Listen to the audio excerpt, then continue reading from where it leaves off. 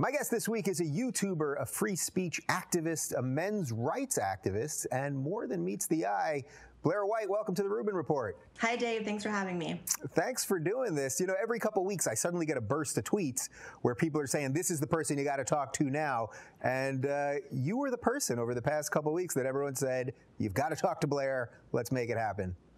Yeah, ever since I started YouTube, I've gotten a ton of people saying that we need to do a talk, we need to, collaborate on something. So I'm glad we're finally doing it. Yeah, all right. Well, we do have a lot in common in terms of all the social justice stuff and free speech stuff, and you've really put yourself out there and totally unapologetic, and you let it fly. So I'm looking forward to this. So let's start with some of the trans stuff, because I feel like you're probably bored in some way by talking about it, but it does kind of frame a little bit of this. Maybe you're not bored. I don't want to put words in your mouth. When did you realize that you were trans? So the realization that I was transgender definitely came a little bit later in life. When I was younger, I definitely had a feeling of, disconnect between my self-perception and the way that other people interacted with me. As early as probably 4 or 5, I remember feeling like something just wasn't right. I couldn't necessarily put my finger on it or, figure out what the word for it was.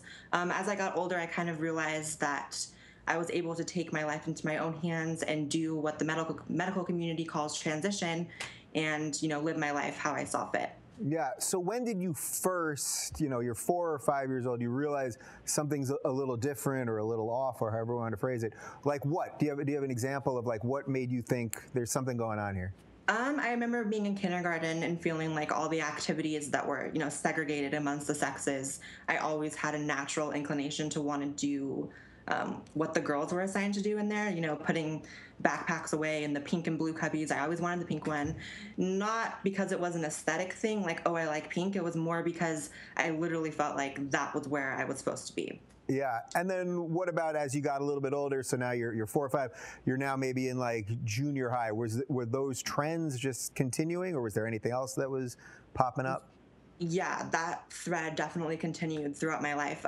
Once I started to get a little bit closer to puberty, so like junior high, I started noticing some bodily changes, obviously puberty, and that was when I started to develop what they call gender dysphoria. And that is basically feeling, like I said, the disconnect between your body and the way people perceive you. Yeah. So I realized through going through that I needed to transition, and as I got older and had the financial means, I definitely put that into motion. Yeah. When you realized that you wanted to transition, did you know what it was exactly? Because I think one of the reasons that I think so much of when we talk about transgendered people and these issues, people don't even understand like the basic stuff between what a cross-dresser is and what a transgendered person is, or, all of this gets lumped together as part of the LGBTQI community. And there's a lot of differences within those letters. Did you realize, oh, this is actually something that I can do? Yeah, definitely. As I got older, the desire to transition wasn't necessarily that. It was more of like, I'm not comfortable with the way my body is changing. I'm not comfortable with the way the world is perceiving me.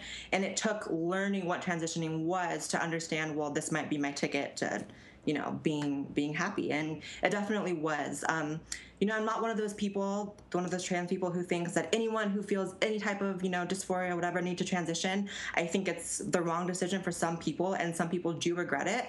I think that there is a small number of people who transition is the right decision through and through. I happen to be one of those people. I think it's worked out pretty well for me, but I do acknowledge that it's not the smartest thing for everyone. That's interesting. So you think there are some trans people who could be potentially in the same sort of situation that you were in, but actually going through the process might not ultimately be the best situation for them? Yeah, I mean, if you look at the suicide rates for the trans community, they're extremely high. And a lot of times they're almost the same even after transition. So for that reason, it makes me think, well, maybe transition isn't the right choice for everyone. That's just my opinion. Obviously, I'm a believer in freedom, liberty, do what you want with your body, live your life the way you want.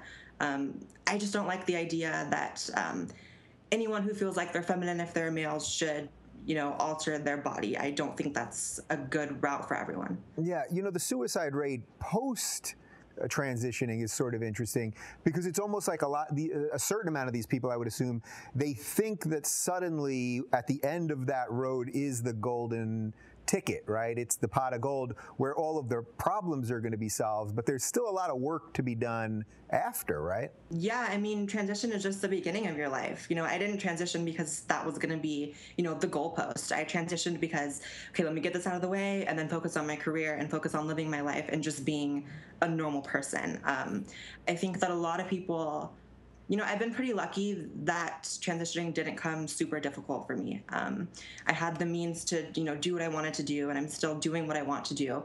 But for a lot of people, their entire life is working their minimum wage job and saving up for a surgery that costs $50,000 and all these treatments. And what they realize when they're done with that is, well, not much has actually changed. Physically, yes, but my life is still in the gutter. I've emptied my bank accounts doing this, and shit still sucks for me. Right. So, that's really kind of fascinating. I don't think people frame it that way usually. So, like, you have your life, you have whatever job you have, whatever friends you have, you save up all of this money, you still have sort of the same problems. You may be in the body you want to be, but the physical part of your life and your finances and all that, and your family or all that, that's still all the same. So there's still a lot that has to be done.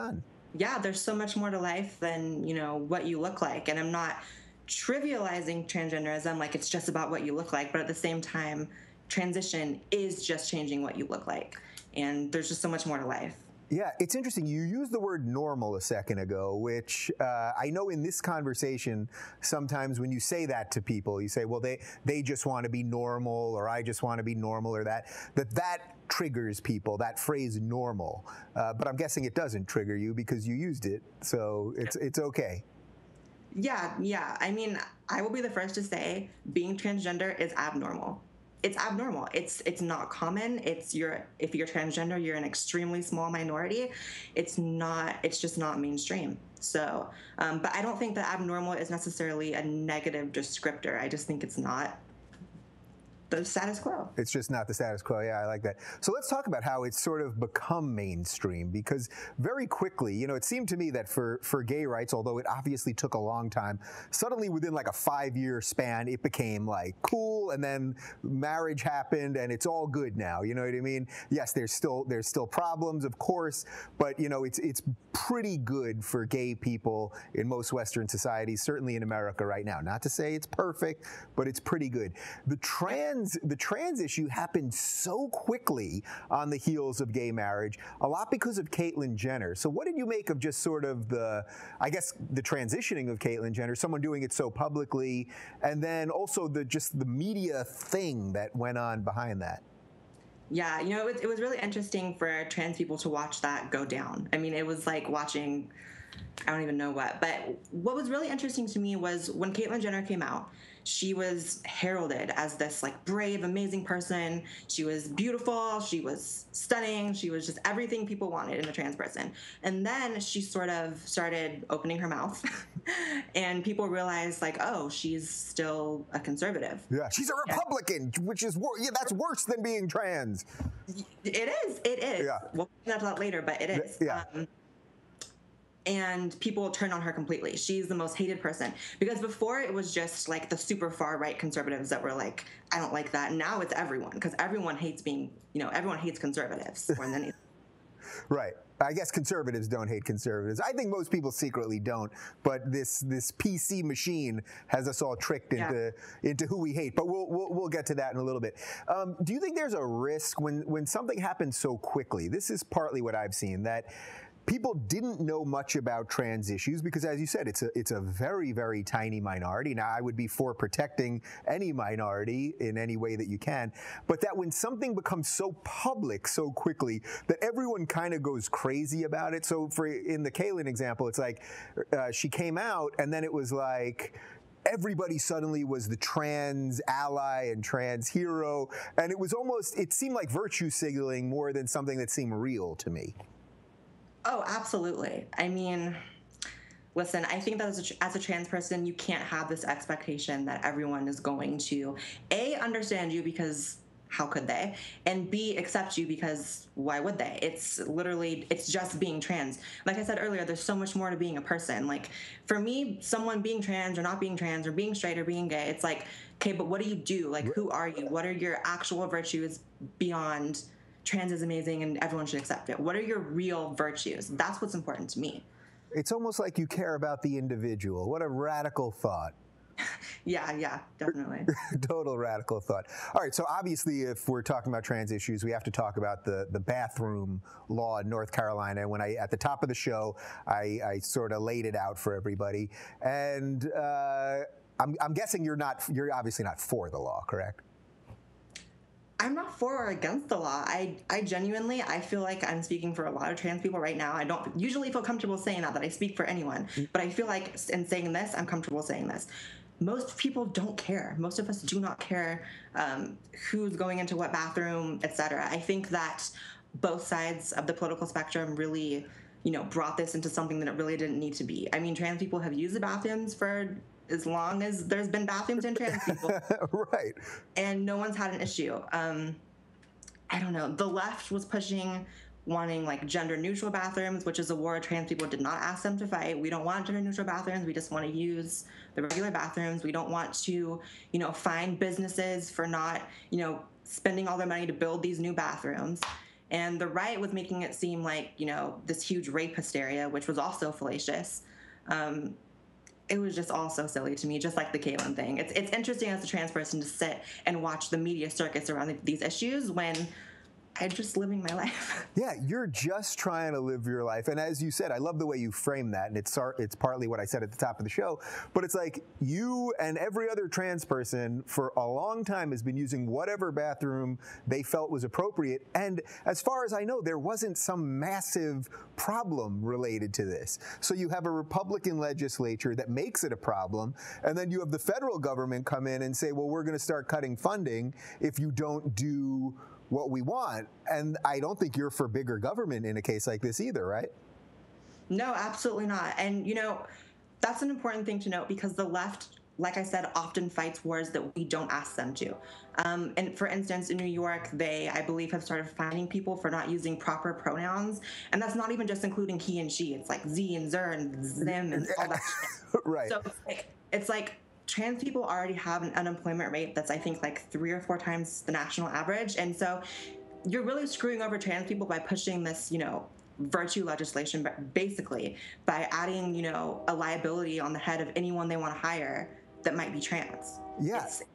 They often screw over the people that they're claiming to fight for and they're co-opting. Yeah, I mean, I'm pretty sure you know my feelings on this because this is what the left has done in a lot of ways. So really, does this strike you as sort of the road to hell is paved with good intentions? I believe that a good portion of the people on the left that are pushing for all this stuff, they think they're helping people like you. Oh, yeah. But in a weird way, they're actually objectifying you for ultimately what becomes bigger government and more control. Yeah, I mean, as much as I make fun of SJWs on my channel, I think that a lot of them do have their hearts in the right place. I just think that they go about it completely wrong, and they actually, like you said, do harm the people they're co-opting a lot more than they help them. Okay, so with the law out of the way and sort of your personal story out of the way, before we get to a whole bunch of other stuff, which is the stuff that I really want to talk about, is there anything else directly related to being trans or the public idea of trans or any of that maybe I might have missed here that the average person isn't thinking about? Well, I think, something I say in a lot of interviews is that there seems to be this misconception that transgenderism is the offspring of third wave feminism, of this, riots and social justice. But it's not the case. Trans people have been around long before the rise of the SJWs, long before third wave feminism, and it's not, a feminist issue. It's just people, like I've been saying. Yeah. Okay. So you transition. When were you actually finished transitioning? Around 20? Well, it's kind of weird to think like finished transitioning. I mean.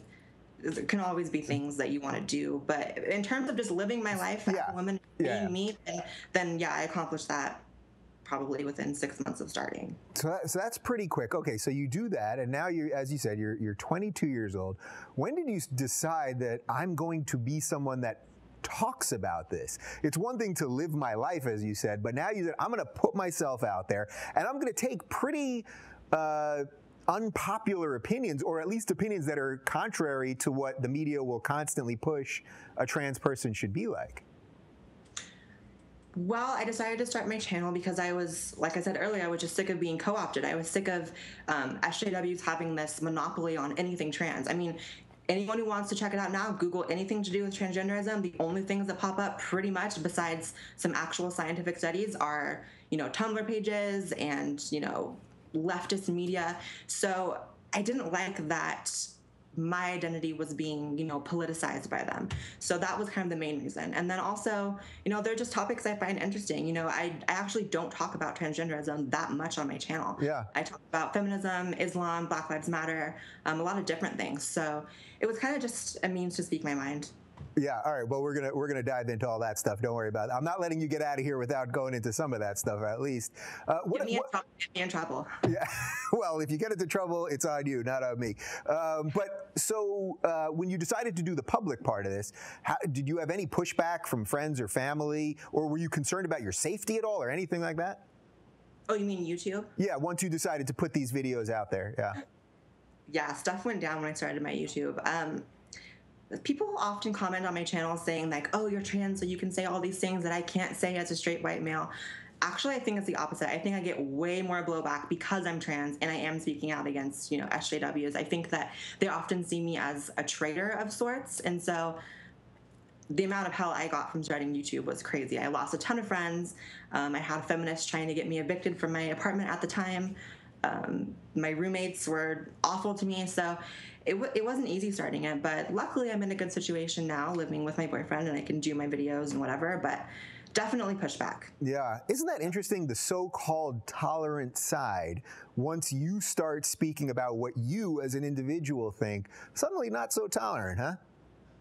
Yeah. I mean, they have this whole spiel about like supporting trans voices and making trans voices heard, but really they mean trans voices if they're on my side of the political spectrum. That's what they really mean. Right. So in a way, Caitlyn Jenner for you really has blazed two trails in a way by sort of normalizing some trans stuff in general, but really on the political side, I don't think you're a conservative, but you seem to me that you're either a libertarian or you're for freedom. That seems to be the general thing, and you're for the individual.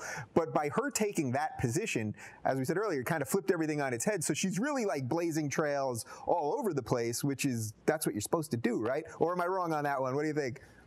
I don't know. I think that she's done more to harm trans people too. I think that a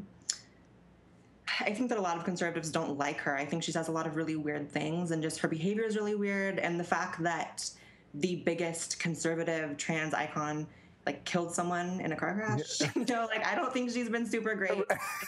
Well, nobody's perfect, Yeah, no one's perfect. Sometimes we just kill people on accident, but I can't say she's blazed any trails for me. I don't think my life's become easier or harder because of her media presence. I think that, I don't know. Yeah. She is what she is. I think that she's right about some things, but she's Caitlyn. She's right. I guess really at the end of the day, this is the risk with any movement when so much of it is based on one person. That person can't represent everything for everybody, as I don't think you, or as you've already said, you don't try to represent anyone other than yourself. No. If people feel like I'm saying things that they want to say but can't, then that's great. But I am solely speaking for Blair. That's why in this interview, when I'm talking about trans stuff, I don't want anyone to think that I'm speaking as though it's some sort of monolith in my experience with everyone's, because it's just not the case. Yeah. I'm curious. So you mentioned you have a boyfriend. Did he know that you had transitioned before you met, or did he know who you were before you met, or how about that? Yeah, everyone asked that. No, I told him within, I think, like the first 24 hours of talking to him online, and yeah, he knew right away. It was after I started transitioning. Yeah. One other thing on the trans stuff, and then we're going to move into other stuff, I promise. My friend Janet Mock, who I've interviewed a couple times. Do you know Janet? I don't know her personally, but I know of her. But you know who she is, yeah. One of the things that she said to me, I had her on my old SiriusXM show years ago before Caitlyn Jenner was out, when people really weren't talking about trans stuff. And one of the things she said to me that I thought was particularly interesting is that when she transitioned, that because she really does pass, she's really beautiful. And because of that, it makes the experience that much easier because people aren't constantly looking at her and questioning and that. And that's only going to happen to a really pretty small amount of people. Do you think that's fair to say? Yeah. And so what does that then do to the average person, you think, that transitions? Because I think you're probably closer to her side of that. And I think a lot of people probably transition and they're looking for perfection on the other side. And it goes to what we said before about they're finding this pot of gold, but it never really can be there. Yeah, I think that what we call passing just means, you know, being able to live your life and not being perceived as your original sex. I think that it makes life easier. I think that a lot of the people who don't pass are the ones who seem to be a lot of, you know, they have a lot of bitterness. But I mean, it's kind of to be expected. I mean, it does suck if you were to live your life and just everyone is looking at you strange everywhere you go. I mean, for any reason, trans or not, if you had some sort of deformity or whatever, it would suck.